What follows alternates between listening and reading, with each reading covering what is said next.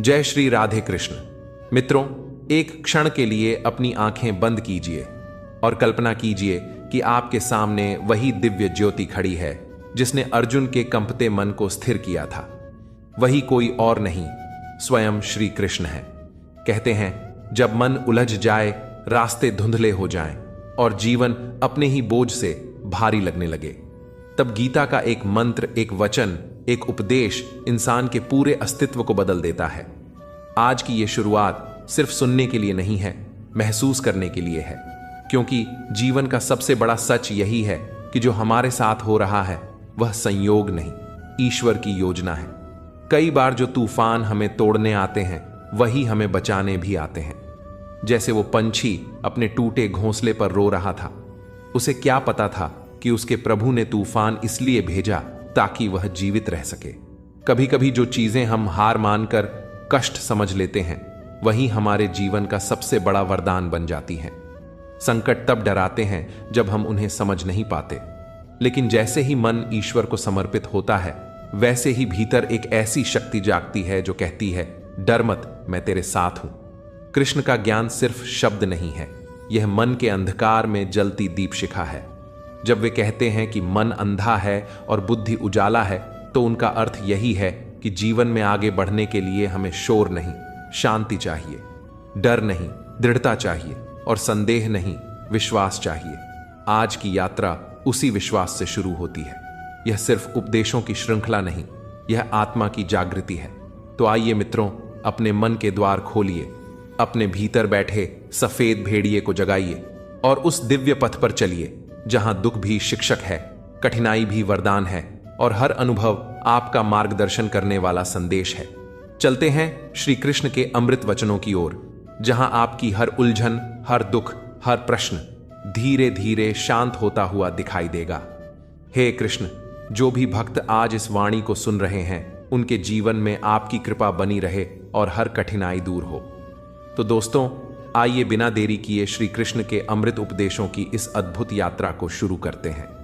श्री कृष्ण कहते हैं, खुश रहना है तो जिंदगी के फैसले अपनी परिस्थितियों को देख कर लो। दुनिया को देखकर जो फैसले लेते हैं वह दुखी ही रहते हैं। कोई कुछ भी कहे, बस अपने आप को शांत रखो, क्योंकि सूरज की किरणें कितनी भी तेज क्यों ना हो, समुद्र को सुखा नहीं सकती।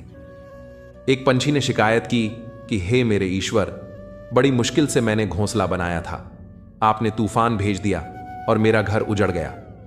ऊपर से आवाज आई, तेरे घोंसले में सांप आया था तुझे खाने के लिए, इसलिए तूफान भेजा था ताकि तुम जाग जाओ और उड़ सको और तुम्हारी जान सुरक्षित रहे।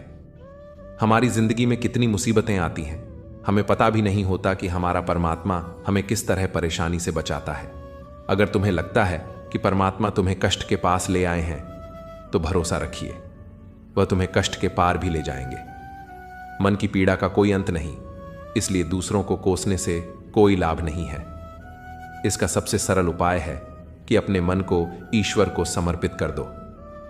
ईश्वर के साथ जुड़ते ही जीवन में खुशियों का, सुकून का, संयम का, सहन शक्ति का, प्रेम का, नई ऊर्जा का, जीवन के सही राह का, संतुष्टि का आरंभ जरूर हो जाता है और हमारा मन पीड़ा से कैसे मुक्त होता है पता भी नहीं चलता।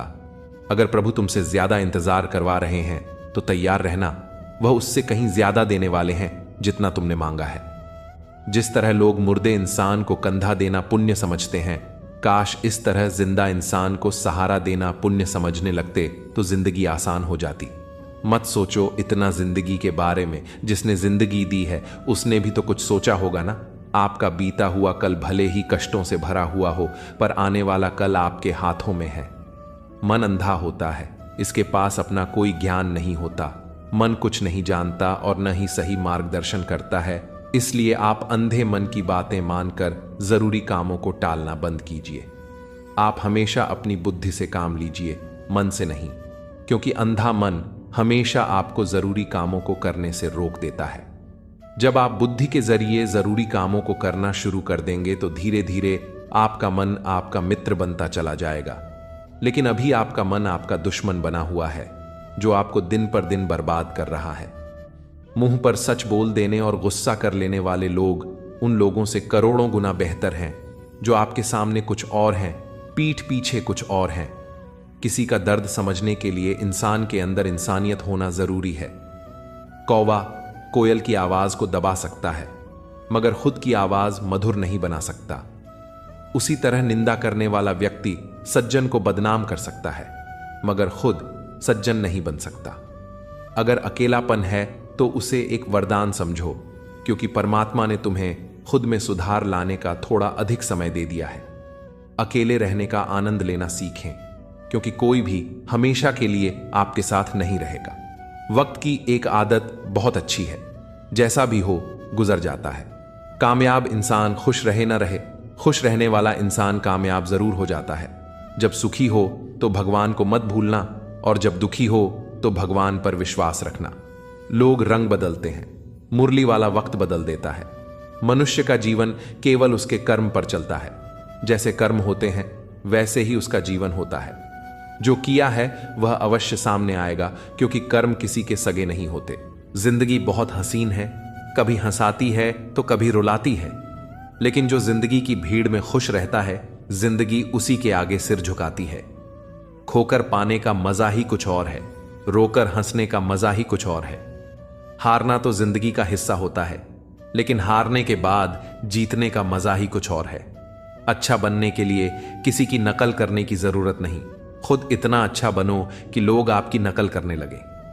जिंदगी एक बार मिलती है, गलत है, बल्कि मौत सिर्फ एक बार मिलती है। जिंदगी तो हर रोज मिलती है। जिस दिन आप अपनी हंसी के मालिक खुद बन जाओगे, आपको कोई भी नहीं रुला सकता। अगर कोई आपसे कुछ मांगे तो दे दिया करो, क्योंकि भगवान ने आपको देने वालों में रखा है, मांगने वालों में नहीं। याद रखना, अच्छे वक्त को देखने के लिए बुरे वक्त को भी झेलना पड़ता है। सेवा सबकी करो, लेकिन आशा किसी से मत रखो, क्योंकि सेवा का असली मूल्य भगवान ही देता है। हमेशा अपनी नजर उस चीज पर रखो जिसे तुम पाना चाहते हो, उस पर नहीं जिसे तुम खो चुके हो। अन्न और जल से बढ़कर कोई दान नहीं, और माता पिता से बढ़कर कोई देवता नहीं। जिंदगी का सबसे बड़ा गुरु मंत्र यही है, आप अपने राज किसी को न बताएं। जरूरत से ज्यादा इज्जत और समय देने पर लोग आपको गिरा हुआ समझने लगते हैं। कभी पीठ पीछे आपकी बात हो रही हो तो घबराना मत, क्योंकि बात उन्हीं की होती है जिनमें कोई बात होती है। याद रखना, सफलता कभी मांगने से नहीं मिलती, मांगने से केवल भीख मिलती है। सफलता पाने के लिए तुम्हें खुद मेहनत करनी पड़ेगी। छोटी छोटी गलतियों से बचने का प्रयास करो, क्योंकि इंसान ठोकरें पहाड़ों से नहीं बल्कि छोटे छोटे पत्थरों से खाता है।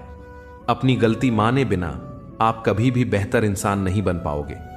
देना शुरू कर दो, आना खुद ही शुरू हो जाएगा, इज्जत भी और दौलत भी। याद रखना, अपमान का बदला लड़ाई करके नहीं, सामने वाले से अधिक सफल होकर लिया जा सकता है।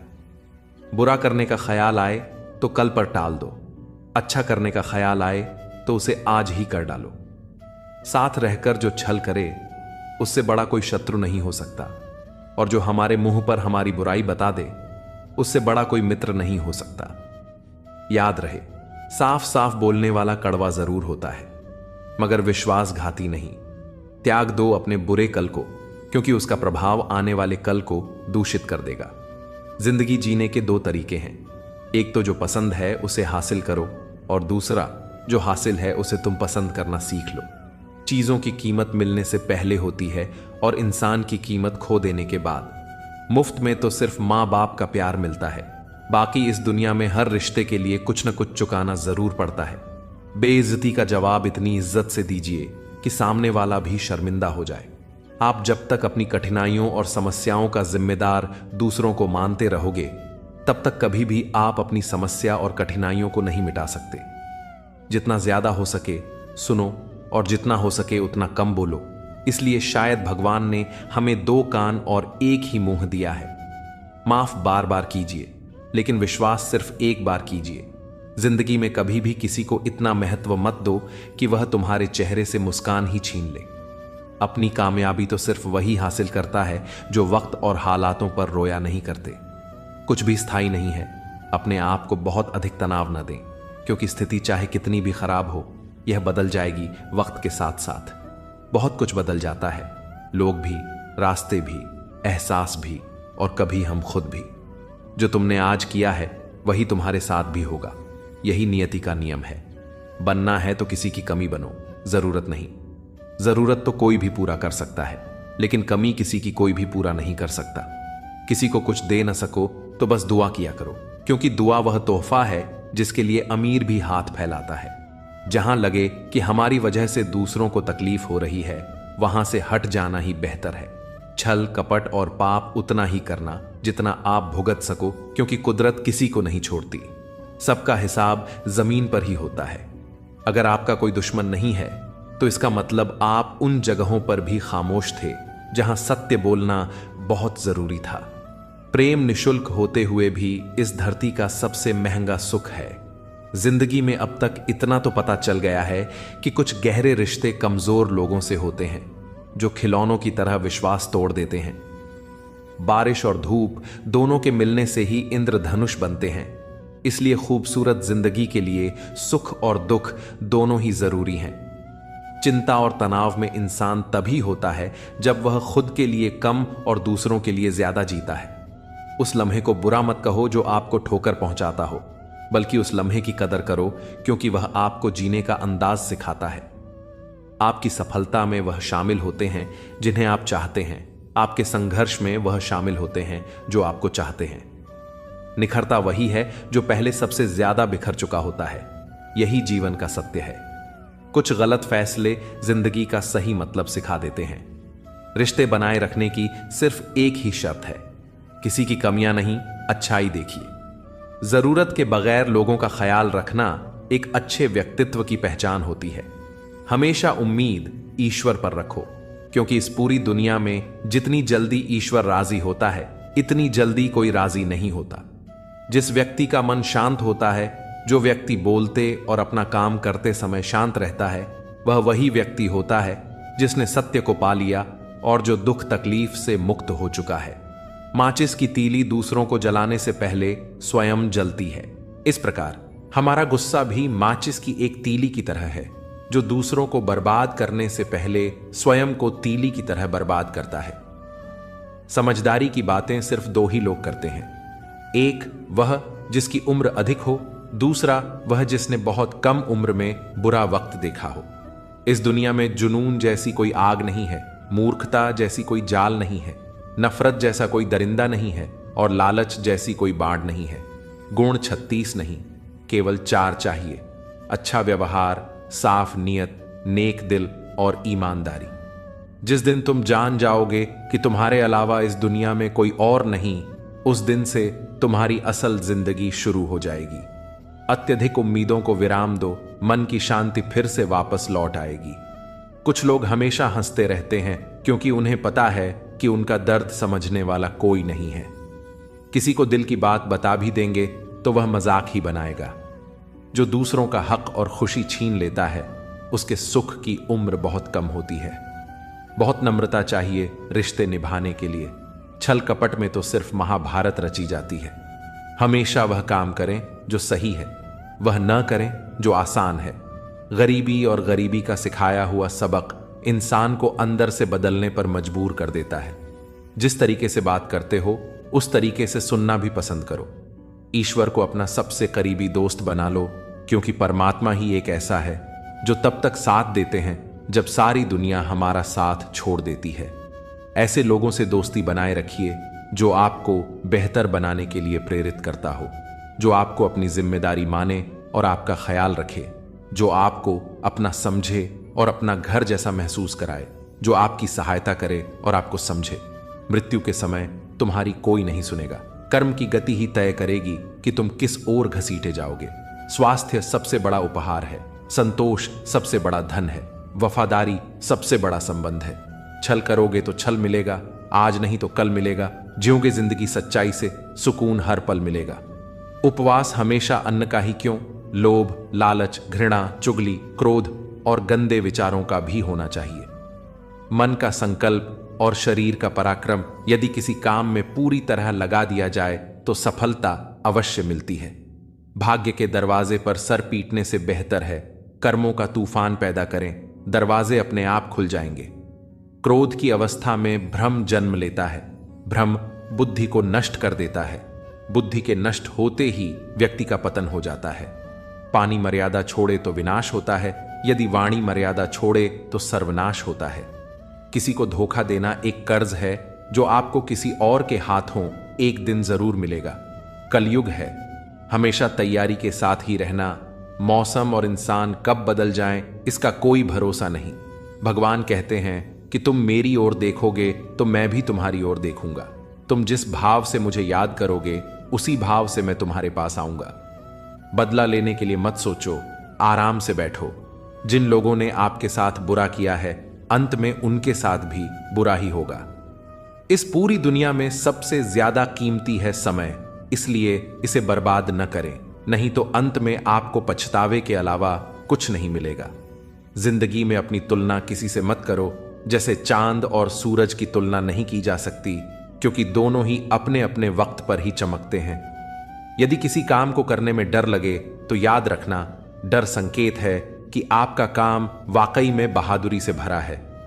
ख्वाब जिनके ऊंचे और मस्त होते हैं, इम्तिहान भी उनके जबरदस्त होते हैं। पहाड़ की ऊंचाई आपको कभी भी आगे बढ़ने से नहीं रोकती, बल्कि आपके जूते में पड़े कंकड़ आपको आगे बढ़ने से रोकते हैं। निकाल फेंको उस कंकड़ को।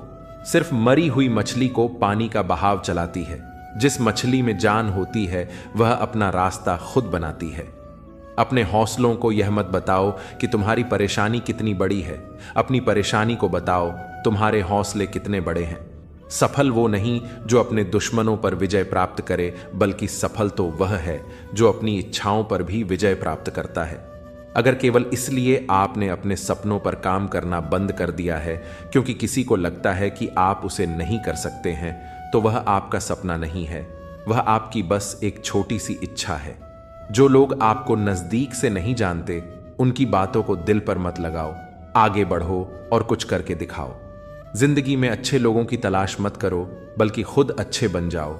आपसे मिलकर शायद किसी की तलाश पूरी हो जाए। यदि आप उड़ नहीं सकते तो दौड़ो, यदि आप दौड़ नहीं सकते तो चलो, अगर चल नहीं सकते तो रेंगो, लेकिन हमेशा आगे बढ़ते रहो। एक बार गुरु ने अपने शिष्यों से पूछा, क्या आप जानते हैं हमारे अंदर एक बड़ा युद्ध निरंतर चलता रहता है? जब सारे शिष्य चुप रहे तब गुरुजी बोले, वास्तव में सबसे बड़ी लड़ाई हमारे अंदर दो भेड़ियों की है। एक काला भेड़िया जो क्रोध, ईर्ष्या, अहंकार, दुख, लालच, चोरी, झूठ की भाषा बोलता है। दूसरा सफेद भेड़िया जो आनंद, प्रेम, दया, विचारशीलता और सद्भावना की भाषा बोलता है। इसी लड़ाई के शोर में हम पहले से मौजूद मन की शांति भूलकर उसे कहीं और ढूंढने की कोशिश करते हैं। गुरु ने कहा, हम में से कोई भी इस लड़ाई के शोर से नहीं बचा।